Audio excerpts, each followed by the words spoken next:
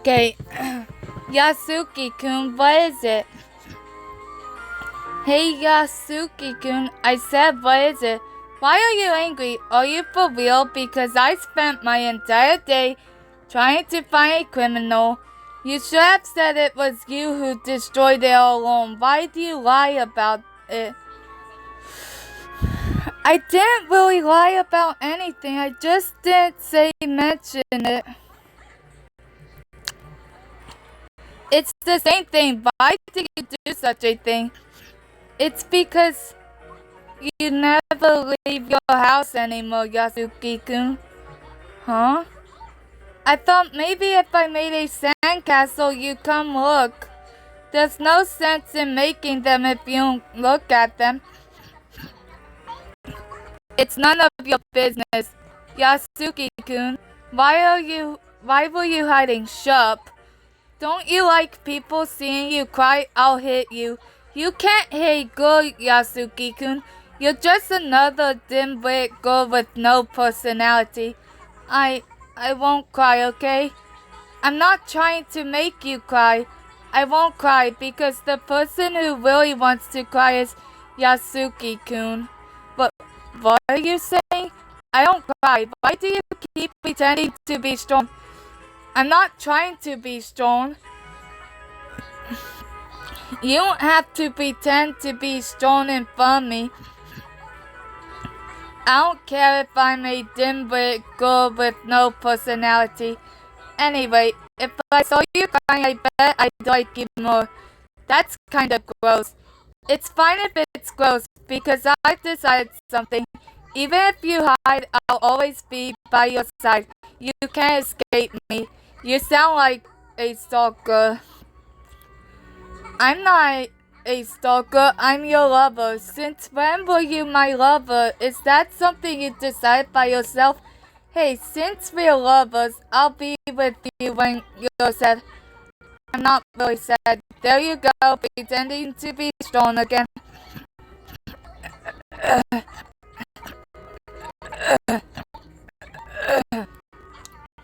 I'm not pretending to be strong. I'm just not sad, Yasuki-kun.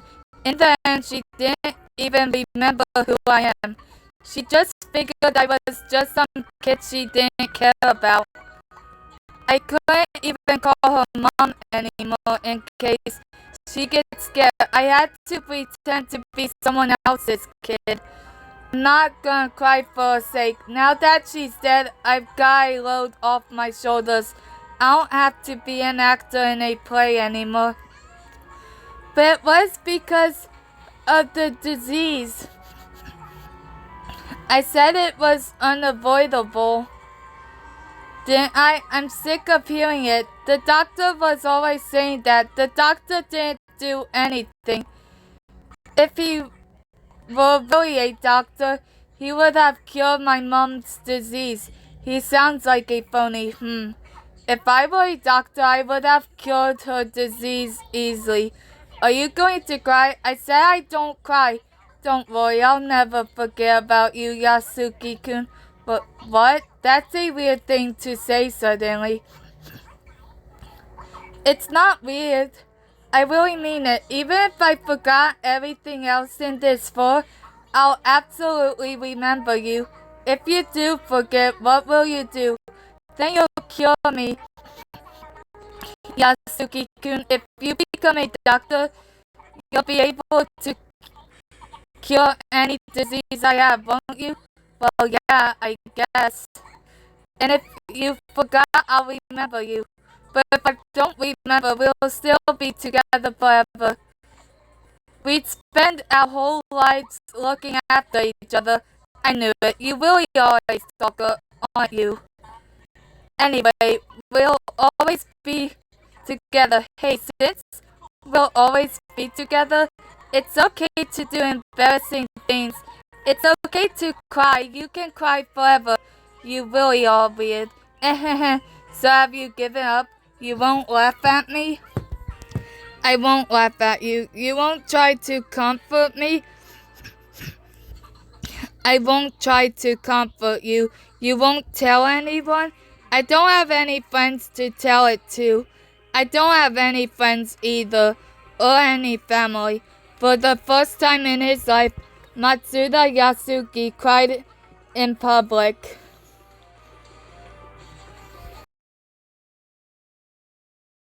District, the faculty building.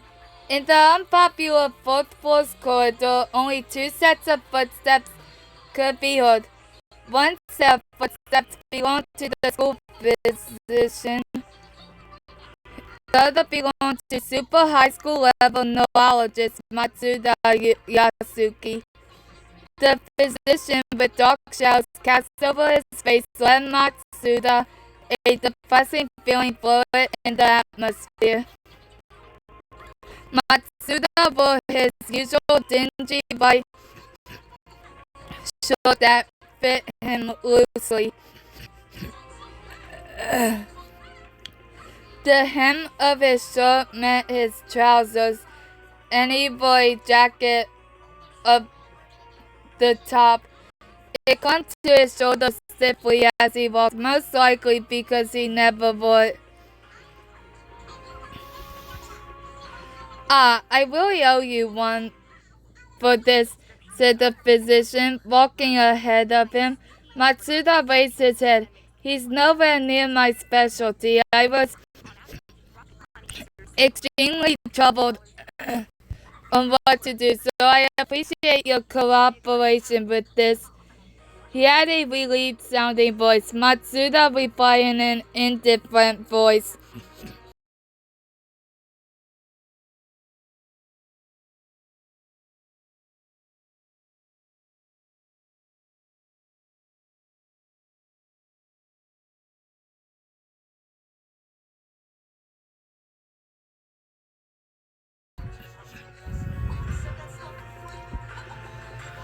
"Still in the future, you should talk to an expert about it. But if you can't do that, come to me. That's all there is to it, right?" The physician choked back his words. Matsuda could not see his face from his position, but he could easily imagine the man in front of him looked concerned. Did something happen? Matsuda took some deep breaths to calm himself. "It's fine. I'm not going to use the excuse that I'm a student on you. No, instead I should be helping the experts more." I see. "In any case, I owe you my thanks." The physician's face returned to normal. However, in turn, Matsuda had only become more tense and irritated. He reminded himself to suppress his emotions. Either way, there's no turning back. So I can protect her. I need to keep going on. No, instead I need to keep falling down. The physician continued to lead him around the corridor corner. Matsuda followed him. The atmosphere immediately changed.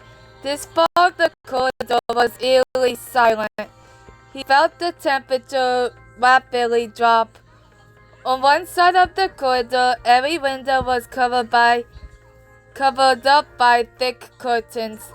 The other side was lined with a number of doors.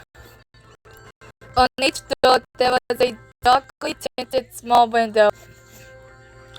This corridor was longer than the last.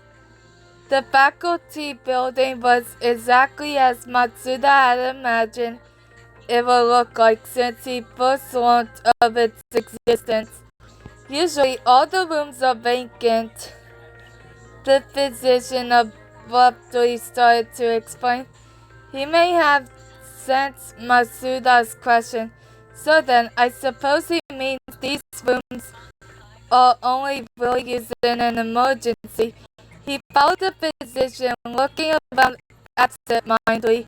The physician, who had been walking ahead of him stopped suddenly.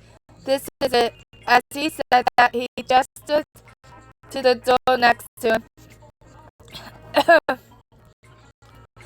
There wasn't anything unique about the door. In fact, it was a miracle. The man was able to identify the door. Apparently, all the equipment has already been delivered. But can you really go by yourself? The principal has asked for 2 people. It's fine, Matsuda replied flatly. No, but the physician hesitated. Matsuda had rendered his argument useless. The principal and the steering committee have given me full access. In their absence, they have left it to me. Besides, it would make no difference if 2 people went. Actually, it would probably affect the subject in a bad way. So I ask of you to please leave the rest to me. The physician looked subdued. He quickly gave up and I, not bothering to argue anymore. I see. Well then, I'll leave it to you. The physician turned away from Matsuda and walked around the corner into the depths of the corridor. After Matsuda watched the man walk away, he turned his gaze to the door in front of him. He slowly opened the door behind it. Was a dimly lit white space. The first thing he noticed was the room was filled to the brim with various electronic devices. This place had more high-tech equipment than the school's humble school, hospital, or the research facility. Well, that's Hope's Peak Academy for you. That was the impression the room before him gave Matsuda. However, he felt tense as he stepped foot into the room. The fluorescent lights over him seemed to be unreliable in comparison to the ones used in the classrooms. The window on the back wall was also covered in a thick hanging curtain. The overall lighting of the room was quite dark. Due to that, the light emitted from the electronic devices stood out more. In the center of the room was a bed, surrounded by the shining lights. Matsuda's line of sight drifted towards the figure on the bed. There was a man sleeping. He slowly walked to the side of the bed closest to him and looked down at the man. He had shallow facial features and a pure and honest face, as if he were a swordsman out of a movie based on feudal Japan, but something caught his eye more. There was a bandage wrapped several times over a painful-looking wound on his head. Matsuda knew who he was. The man's name was Murasami Soshin. In the top position at the student council, he was the super high school level student council president. He was also one of the survivors of the world's largest incident in Hope's Peak Academy's history. As if examining, Matsuda turned his gaze to the man. The man lying on his back had his eyes firmly open, although they saw nothing. They stared straight up at the ceiling without moving, without blinking. It's been a while, Matsuda tried calling out, but there was no response. He picked up the medical records next to the bed. He had already been told what was written there before, and more or less. Murasami Soshin was involved in the world's largest incident in Hope's Peak Academy's history, during which he suffered serious head trauma. Fortunately, he escaped any life-threatening injuries. He was supposedly able to recover, however, for several days to even after several weeks, he was still not responsive at all. The reason as to why remains unknown.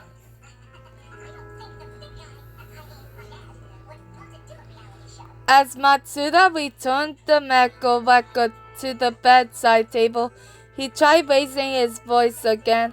Do you know who I am? I'm Matsuda Yasuki from your class. I'm the super high school level neurologist they were talking about. We've met several times before. As he expected, there was no response. Matsuda continued to prompt him. So why do you think I came here? As he sat down, he looked at Murasami's face. He stared intently, searching for any hint of a reaction.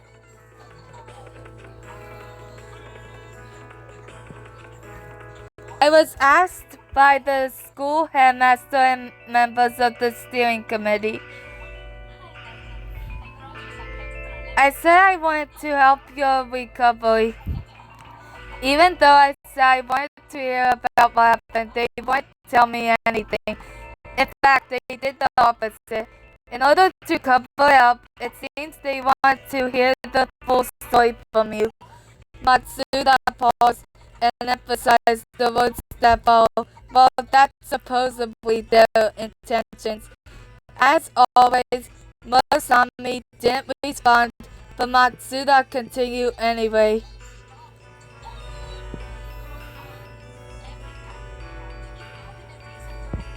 If you ask me, they don't like that you came back. That's why they sent me. So even I do everything I possibly can, you can't stay. So I don't really care either way. Having you gone will probably work out for the best for them. But if you don't disappear, if you do come back, that really screw over their plans. Won't it? When that happens, I wonder what they'll do. Once they get the story out of you, they'd be under a lot of pressure. As Matsuda explained the circumstances, he picked up Murasami's right hand. After lifting it up, he soon released it. However, the man's hand showed no sign of strength and dropped straight back onto the bed.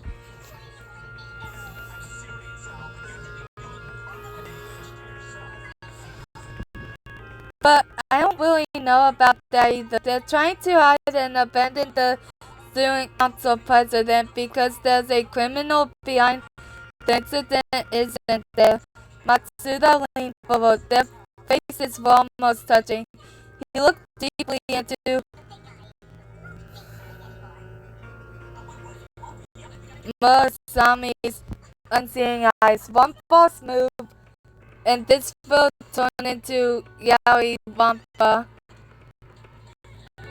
So, what do you think? Do you know the culprit? You need to tell me. Why are they protecting them? As always, there was no reply, whether from his expression or from his eyes. There wasn't a hint of recognition. It really is useless. Matsuda shook his head, looking frustrated. Well, it's just the examination that was the failure, he murmured grumpily as he scratched his head. Oh, that's right. He suddenly remembered something. He then asked in a tone feigning casualness. By any chance, do you know anyone by the name of Enoshima Junko? Murasami twitched slightly and his eyes moved. Matsuda Um, Matsuda's expression turned into a glare quickly. Mosami turned directly towards him. Seeing that Matsuda's reaction was surprisingly quite calm, I knew it. He couldn't help but feel discouraged. It would be better if he was still unconscious, but not surprisingly, he wasn't. Though that was also to be expected. Matsuda had prepared for it a long time ago. He had no choice but to fall down from here, like a fate that he had been doomed to since the very start. He was cursed to an unchangeable destiny. He knew he couldn't stop it. No matter what he did, the ground he was firmly walking on until now had collapsed. As he fell to the bottom of the deep abyss, and he could taste it in his mouth. It was just a metaphor, but it was also quite real. Even as he fell, Matsuda knew exactly what was happening.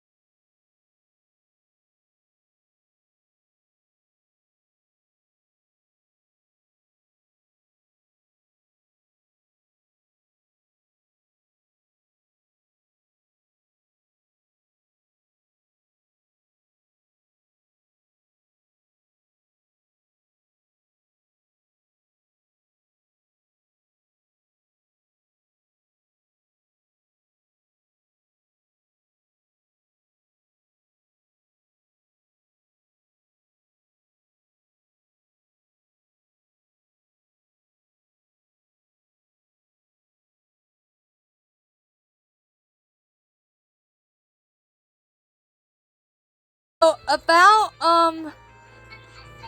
so whatever his name is, he's in a coma. When you're in a coma, you can. I mean, when you wake up from a coma, you can like move and look at people, but you can't like talk to them.